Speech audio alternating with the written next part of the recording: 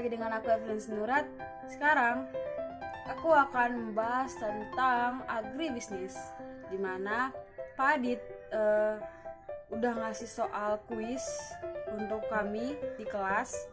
Kami harus menjawab pertanyaan-pertanyaan berikut. Yang pertama itu soalnya tentang permasalahan yang sering kali ditemui dalam manajemen agribisnis. Di antaranya terdapat pengalihan fungsi lahan, produktivitas mengalami penurunan, kegiatan impor produk pertanian yang semakin meningkat, ketidakberdayaan pemerintah untuk membendung kegiatan impor, dan masalah-masalah lainnya, di mana Pak Adit itu menanyakan tentang pendapat saya atau pendapat kita bagaimana permasalahan ini bisa diselesaikan dengan baik, kemudian menemukan kesepakatan yang tidak merugikan satu pihak manapun, dengan pihak manapun jalan keluar. Dan Bapak juga menanya tentang agar kita menemukan jalan keluar atas banyaknya permasalahan sehingga agribisnis bisa berkembang dengan baik di Indonesia. Nah, kalau ditanya tentang menurut pendapat saya, untuk mengatasi permasalahan tersebut harus dipelopori oleh pemerintah sendiri dengan cara menetapkan standar harga produk hasil pertanian dengan mempertimbangkan seluruh faktor di dalam lingkup agribisnis, agar juga tidak terjadi lagi kesenggangan harga yang diterima oleh produsen agribisnis. Namun sebelum melakukan standarisasi harga, pemerintah juga harus memperpendek saluran agribisnis yang dimana jika saluran distribusi ini tidak ditutup, tidak distandarisasi, harganya tidak akan berjalan jika saluran distribusi produk agribisnis masih panjang, dikarenakan setiap elemen di dalam kegiatan distribusi tentunya menginginkan keuntungannya. Padahal harga produk agribisnis setelah sampai ke konsumen akhir sudah memiliki standar sendiri, seperti harga beras, harga minyak, harga gula, dan harga lainnya. Sehingga produsen pertama seperti petani atau peternakan sehingga dan lain-lain harus mendapat keuntungan yang sedikit yang mengancam kesejahteraan mereka. Nah, jika kedua hal di atas telah dilakukan dengan baik, maka kunci untuk mengatasi permasalahan manajemen agribisnis di Indonesia dapat diperoleh, yaitu kesejahteraan ekonomi para produsen bidang agribisnis. Sebagai contoh, jika produsen agribisnis seperti petani memiliki penghasilan yang cukup atau memadai lah kita bilang dari hasil pertaniannya, tentu dia memiliki modal untuk membeli dan menggunakan teknologi pertanian sehingga tingkat produktivitas meningkat.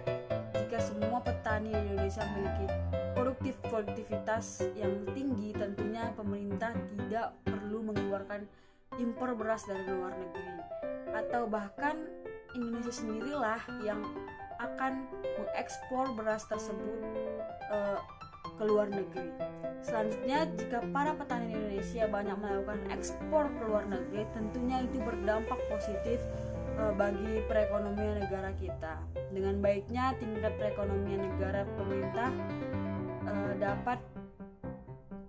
pemerintah dapat melakukan peningkatan infrastruktur negara di segala bidang seperti pendidikan, perdagangan, pertanian, dan lain-lain, yang tentunya berdampak positif bagi peningkatan kualitas SDM di Indonesia.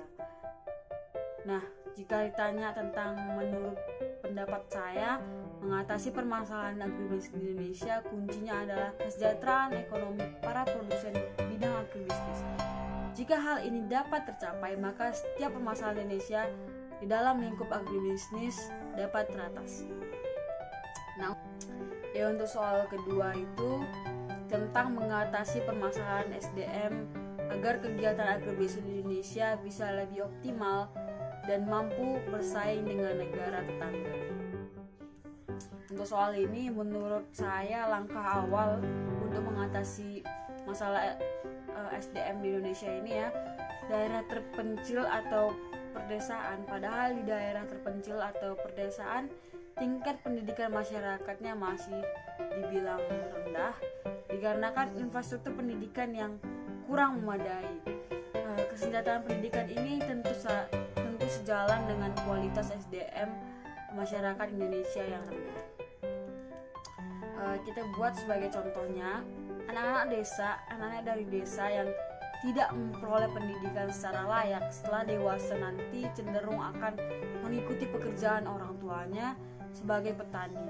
Padahal anak-anak tadi memiliki tingkat pengetahuan yang dibilang baik, khususnya di bidang pertanian. Dikarenakan tidak memperoleh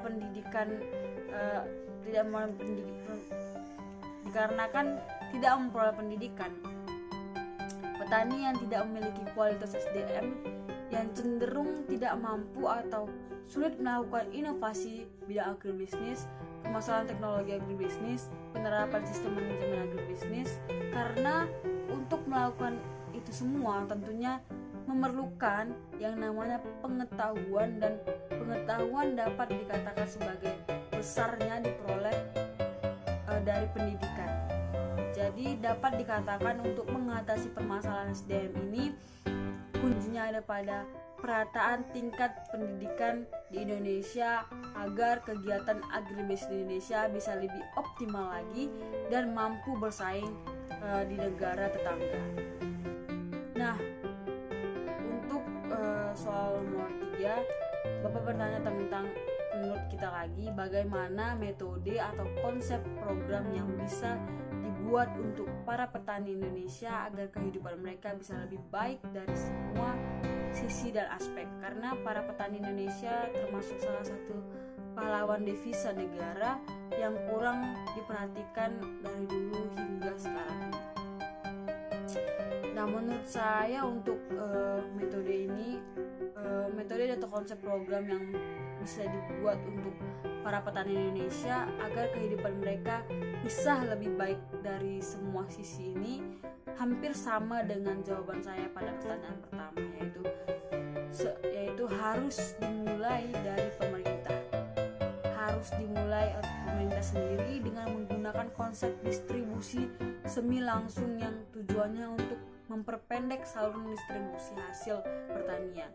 Dengan menggunakan konsep distribusi langsung, petani selaku produsen dapat menjual hasil produksinya kepada konsumen melalui pemerintah sebagai perantara pihak ketiga, sehingga petani dapat menjual hasil pertanian dengan harga yang selayaknya. Penjaganya saluran distribusi hasil pertanian di Indonesia ini telah terbukti meresahkan petani, salah satu produsen dan masyarakat selaku konsumen, di mana bagi petani dampak dari penjaganya saluran distribusi tersebut, petani harus rela menjual hasil pertaniannya dengan harga sangat rendah sesuai dengan yang telah ditetapkan distributor. Oleh karena itu, para petani di Indonesia memiliki tingkat penghasilan yang rendah. Pernyataan ini didukung dengan data sensus 2015 bahwa rata-rata lahan perumahan tetangga petani di Indonesia hanya 0,66 hektar. Bahwa pendapatan petani pemusim tanaman adalah 4,90 miliar rupiah per hektarnya, atau per bulan sekitar 1,25 juta per bulan. Angka segitu tentunya jauh dari kata baik, mengingat beberapa betapa sulitnya dan kerasnya pekerjaan seorang petani, padahal harga yang diterima masyarakat selaku konsumen akhir dapat dikatakan cukup tinggi, dikarenakan setiap tingkatan distribusi mengambil keuntungannya sendiri. Oleh karena itu, dengan menerapkan konsep distribusi semi langsung dalam permasalahan hasil pertanian, petani dapat menjual hasil petani mereka dengan harga layak atau sewajarnya lah kita bilang, sehingga mereka dapat memiliki penghasilan yang cukup untuk mensejahterakan hidup mereka di segala bidangnya. Sekian dari pertanyaan-pertanyaan dan jawaban yang saya berikan. Semoga apa yang saya katakan dapat dipahami dengan baik. Terima kasih, bye-bye.